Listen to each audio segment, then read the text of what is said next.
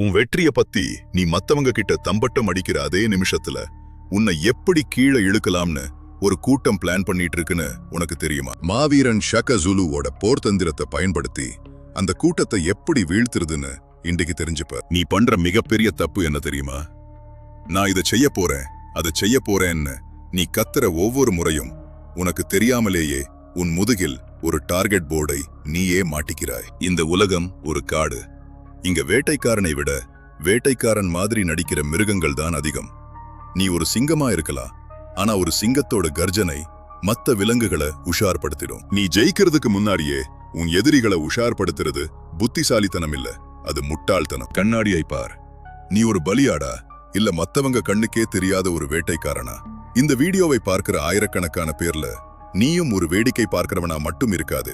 வாழ்க்கையிலையும் நீ நேசிக்கிறவங்க வாழ்க்கையிலையும் மாற்றம் வரணும்னா இப்பவே இந்த வீடியோவை ஷேர் பண்ணு. நம்ம எல்லாரும் சேர்ந்து இந்த எலீட் அறிவான் வாரியர் ஸ்குவாடை உருவாக்குவோம். ஏன் நீ மறைஞ்சிருக்கணும்னு கேக்குறியா?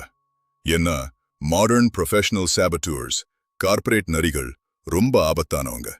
இவங்க நேரடியா உன்கிட்ட மோத மாட்டாங்க. உன்னோட மேலதிகாரி கிட்ட உன்னை பத்தி தப்பான தகவலை பரப்புவாங்க, உன்னோட கிரெடிட்டை திருடுவாங்க, இல்லன்னா உனக்கு வர்ற வாய்ப்புகளை தட்டி பறிப்பாங்க.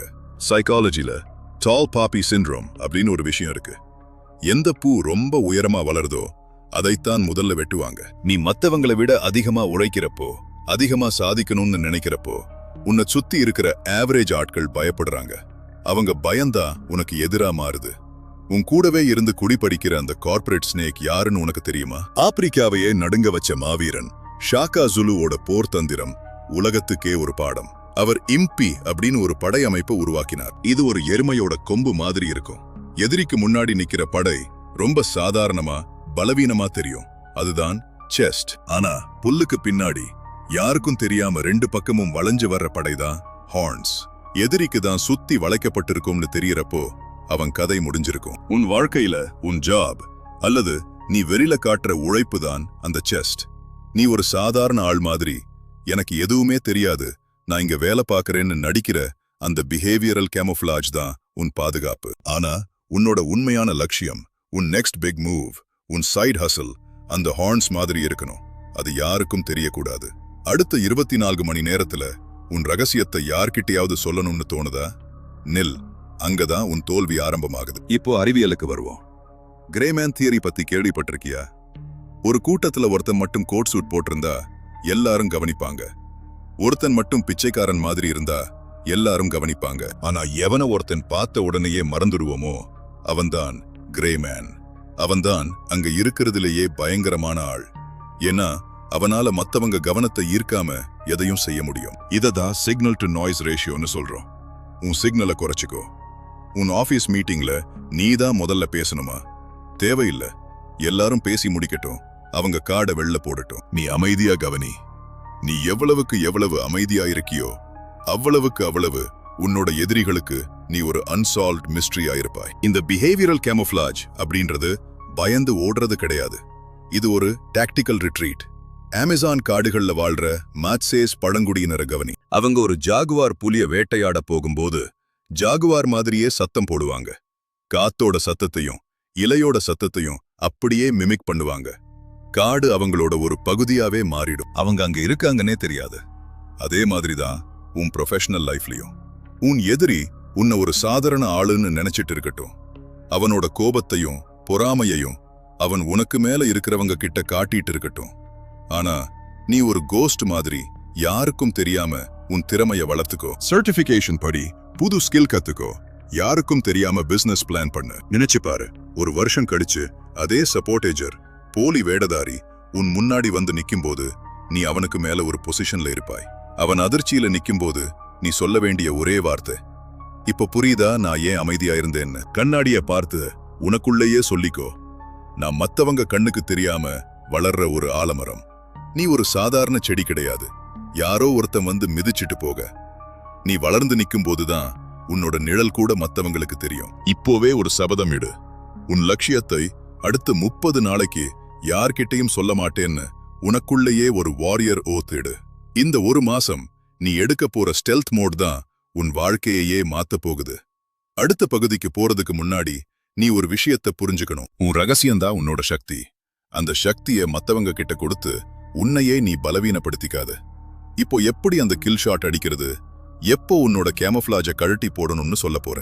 நீ தயாரா? மறைஞ்சிருந்து தாக்குறது ஒரு கலைன்னா அந்த தாக்குதலை எப்போ ஆரம்பிக்கணும்னு தெரியறது ஒரு தவம். இதுவரைக்கும் நீ எப்படி உன்னோட லட்சியத்தை ஒளிச்சு வைக்கணும்னு பார்த்தோம். ஆனா வாழ்நாள் முழுக்க நீ அந்த கிரேமேன் முகமூடிக்குள்ளேயே இருக்க முடியாது. வேட்டைக்காரன் புல்லுக்குள்ள பதுங்கி இருக்கிறது எதுக்கு? அங்கேயே தூங்குறதுக்கு இல்ல, சரியான நேரத்துல பாஞ்சு கழுத்தை கடிக்கிறதுக்கு தான். அந்த நேரத்தை எப்படி கணிக்கிறது? இப்போ அமேசானியன் ஜாகுவார் டெக்னிக் பத்தி விரிவா பார்ப்போம். அமேசான் காடுகள்ல இருக்கிற ஜாகுவார் புலி அதோட இரைய ஒரு மைல் தூரத்திலிருந்தே கவனிக்கும். ஆனா அது பாயறதுக்கு முன்னாடி வரைக்கும் அந்த இரைக்கு தன்னைக்கு யாரோ கவனிக்கிறாங்கன்ற உணர்வே வராது. உன் ஆபீஸ்ல இருக்கிற அந்த வல்ச்சர் உன்னை பத்தி மேலதிகாரி கிட்ட தப்பா பேசும்போது நீ அங்க போய் சண்டை போடாத. அவன் போடுற தூண்டில்ல நீ சிக்காத. அவன் உன்னை ஒரு சாதாரண ஆளுன்னு நினைச்சிட்டு இருக்கட்டும். நீ என்ன பண்ணணும் தெரியுமா? Reflective mirroring. அவன் உன்கிட்ட வந்து, ஏண்டா அந்த மேனேஜர் உன்னை பத்தி இப்படி சொன்னாரே, உனக்கு கோபம் வரலையான்னு கேட்டா நீ அமைதியா சிரிச்சிட்டு, அப்படியா, அவர் ஏதோ ஒரு டென்ஷன்ல சொல்லிருப்பார், விடுன்னு சொல்லிட்டு போயிட்டே இரு. இதுதான் 0 கேலரி இன்ஃபர்மேஷன். நீ பேசுறா, ஆனா அங்க எந்த மேட்டரும் இல்ல. உன் மனசுக்குள்ள இருக்கிற நெருப்பு அவனுக்கு தெரியக்கூடாது. கண்ணாடியை பார். உன் கண்களுக்குள்ள இருக்கிற அந்த வெறி வேற யாருக்கும் தெரிஞ்சிடக்கூடாது. இதுதான் உன்னோட உண்மையான பலம். ஒரு 1500 வருஷத்துக்கு முன்னாடி ஸ்காண்டினேவியா நாடுகள்ல வாழ்ந்த வைக்கிங் பெர்சர்க்கர்ஸ் பத்தி கேள்விப்பட்டிருக்கியா? அவங்க கடல் வழி பயணம் செய்யும் போது ரொம்ப அமைதியா வருவாங்க. அவங்க கப்பல் கரையை நெருங்குற வரைக்கும் அங்க ஒரு படை வருதுன்னே யாருக்கும் தெரியாது. ஆனா ஒன்ஸ் அவங்க தரை இறங்கிட்டா அதுக்கப்புறம் அங்க ரத்த ஆறுதா. அவங்க காட்டுற அந்த ஆக்ரோஷம், அந்த சடன் ஷிஃப்ட் தான் அவங்களோட வெற்றிக்கு காரணம். உன் வாழ்க்கையிலயும் அந்த வைக்கிங் பிவட் வரணும். நீ யாருக்கும் தெரியாம ஒரு பெரிய ப்ராஜெக்ட் பண்ணிட்டு இருக்கலாம், இல்ல ஒரு புது பிசினஸ் பிளான் பண்ணிட்டு இருக்கலாம். அந்த பிளான் 100% முடிஞ்சு நீ அடுத்த லெவலுக்கு போக தயாரான அந்த நொடி அங்க உன்னோட கேமோஃப்ளாஜை கழட்டி போடுடு. நீ அந்த புது பதவியில உட்காரும்போது உன்னோட அந்த பழைய சபோட்டேஜர் உன்னை பார்த்து நடுங்கணும். இவன் எப்போ இதெல்லாம் பண்ணான்னு அவன் மண்டைய பிச்சிக்கணும். நீ அந்த இடத்துக்கு வந்ததுக்கு அப்புறம் அவன் பண்ற எந்த சதியாலையும் உன்னை ஒண்ணுமே செய்ய முடியாது. இதுதான் ஸ்ட்ராட்டஜிக் ரெவலேஷன். ஆனா இதுல ஒரு பெரிய ஆபத்து இருக்கு. நிறைய பேர் பாதியிலேயே தங்களோட பிளானை வெளில சொல்லிடுவாங்க.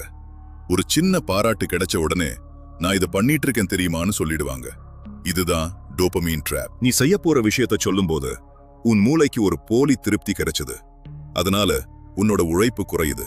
அந்த தப்ப நீ பண்ணாத. உன் சக்சஸ் உன்னோட பேங்க் அக்கவுண்ட்ல ஏறணும், மத்தவன் காதுல இல்ல. இன்னொரு முக்கியமான விஷயம், மாடர்ன் சாபட்டூர்ஸ், கார்ப்பரேட் நரிகள் உன்னை தோற்கடிக்க உன்னோட பலவீனத்தை தேடுவாங்க.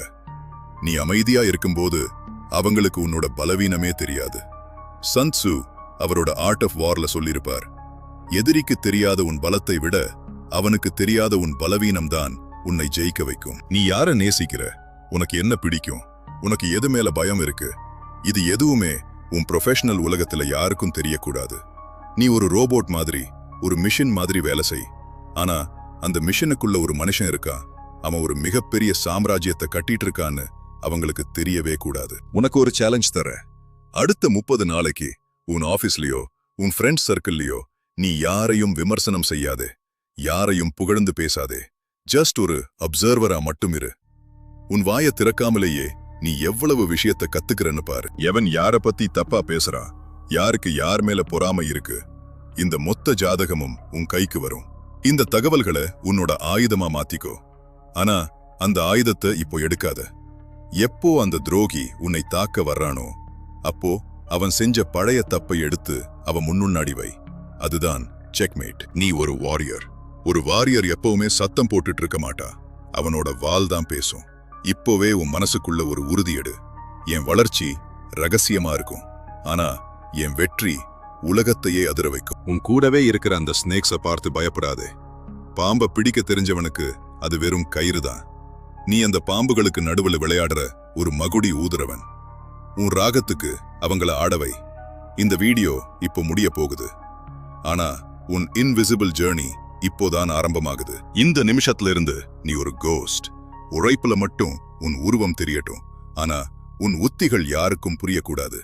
நீ இந்த பிஹேவியரல் கேமோஃப்ளாஜை பயன்படுத்த தயாரா?